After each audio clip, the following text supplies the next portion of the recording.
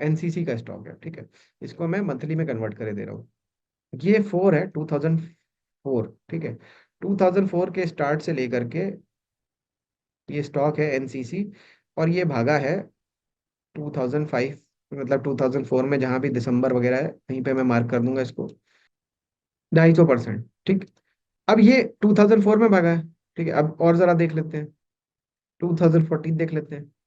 ये स्टार्ट है जनवरी 14 का, यहाँ से लेकर के दिसंबर एंड 400% भागा है, ठीक है, दिख रहा है।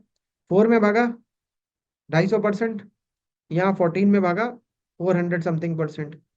अब एक और चीज देखो,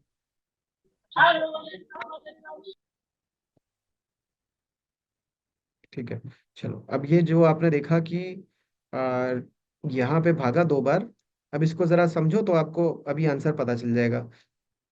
ये आपका स्टार्ट ऑफ 2024 है, ठीक है, और यहाँ से लेके इसके अंदर जो भी दिसंबर वगैरह है, इसके अंदर अंदर हमें पता है कुछ भागेगा, क्यों भागेगा, और दिख ही रहा है, भाग भी चुका है, ठीक है। तो ये आप देखो कितना डिफरेंस है इनके बीच में, मेरे को जल्दी से बताओ कितना डिफरेंस है सबके बीच में, कितना डिफरेंस है। 10 ईयर्स का है, ठीक है। और कब भाग रहा है, नेक्स्ट कब भागेगा, नेक्स्ट कब भागेगा, 2034, बिल्कुल सही बात है, ठीक है। लेकिन एक और चीज मैं बता देता हूँ, अब जरा देखो, ये यहाँ तक भागा है ना, अप्रैल 2015 तक, तो मैंने इसको स्ट्रेच करके यहाँ तक कर दिया, ठीक। और यहाँ भी जो ये रुका है अप्रैल 2005 तक कर देता हूँ,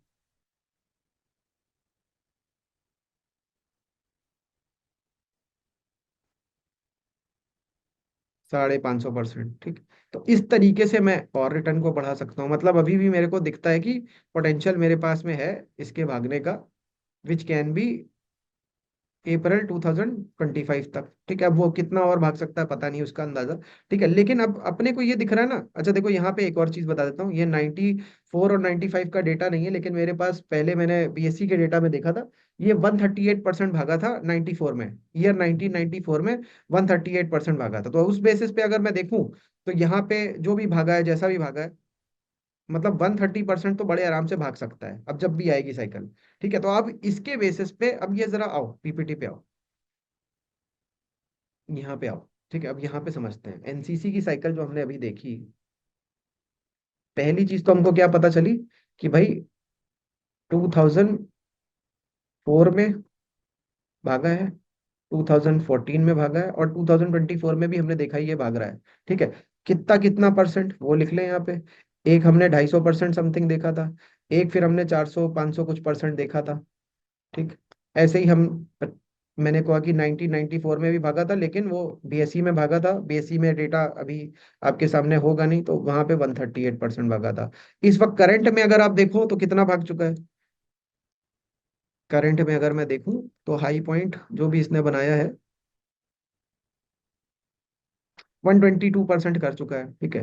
तो 122 कर चुका है, ठीक है। 138 हमें अंदाजा था मिनिमम, ये दिख रहा था। अब उस हिसाब से 16% और लगता है कि और अभी कुछ कर सकता है, ठीक है। तो ये पास्ट की साइकिल के बेसिस पे हमने परसेंटेज रिटर्न देखे, ठीक है। अब इसके बेसिस पे क्या हम ये अंदाजा लगा सकते हैं कि डायरेक्शन क्या होने वाला है इस साइकिल का, जल्दी से मेरे को बताओ क्या डायरेक्शन होने वाला है, जल्दी से बताओ आप लोग, जल्दी से बताओ।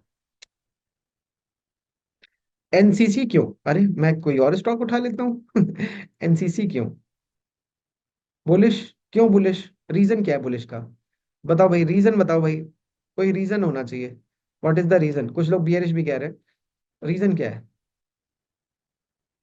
हेमंत जी कह रहे हैं कैन वी पिक रिलायंस, हाँ रिलायंस भी लगा हुआ है यार स्क्रीन में, वो भी दिखा दूंगा।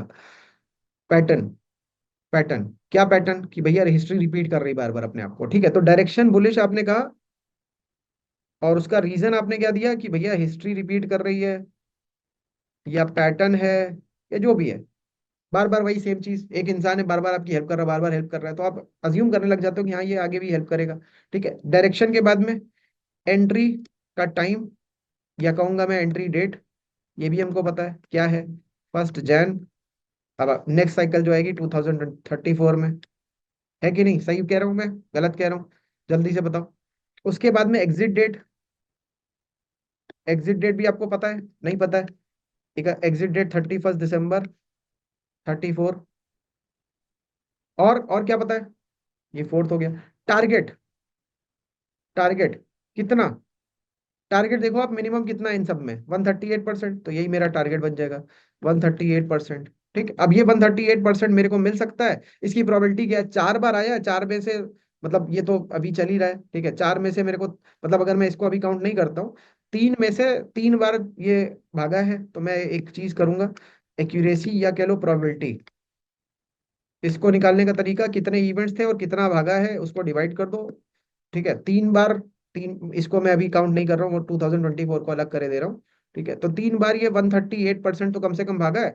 तो 138% की प्रोबेबिलिटी क्या है? कि भाई मैं काउंट करता हूँ 1, 2 एंड 3, और टोटल इवेंट्स भी 3 है, तो 3/3 1 आता है, 100%। इसका मतलब क्या निकल के आया? इसका मतलब क्या निकल गया है कि चांसेस हैं कि इसके, कि भाई ये अच्छा खासा वही 130%, 138% भाग जाएगा। अब यहां से हमें कंक्लूजन क्या निकल के आ रहा है? कंक्लूजन या निकल, अच्छा, एग्जिट के भी दो तरीके हो सकते हैं। पहला तो मैं एग्जिट जो है 130%, 138 जो भी है, उसके बेसिस पे ही निकल जाऊंगा। अगर वो नहीं आता है पहले, तो फिर मैं, फिर डेट जो हमारी हमने सोची हुई है उसके बेसिस पे निकल जाऊंगा। बात क्लियर है? अब एक और चीज, अब इसको इसको पूरी समझने के बाद में एक चीज आपको और बता दूं, मैं इसमें ट्रेड नहीं करूंगा। क्यों नहीं करूंगा? उसका रीजन बताऊं? जानना चाहते हो क्यों नहीं करूंगा? रीजन जानना चाहते हो क्यों नहीं करूंगा?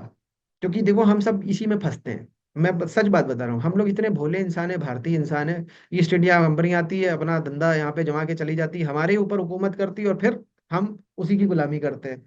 यही हमारे साथ में मार्केट में होता है। यही हमारे साथ मार्केट में होता है। हम एक दो बातों में ही भरोसा कर लेते हैं। यहाँ पे 3 ही केस हैं भाई, मैं 3 केस मेरे लिए सफिशिएंट नहीं है कि मैं काम करूं इस पे। मेरे को कम से कम 7 इवेंट चाहिए पुराने, तब मैं भरोसा करूंगा। एग्जाम्पल समझो, आपको कोई बहुत अच्छा इंसान मिला, हर बार आप जो कह रहे हो करे दे रहा है, हर बार कह रहे हो करे दे रहा है, कहीं ऐसा तो नहीं भरोसा जमा रहा है और फिर बाद में धोखा देगा? ऐसा तो नहीं? तो इसलिए मैं 2-3 इवेंट पे नहीं भरोसा करूंगा, 7 इवेंट कम से कम होने चाहिए।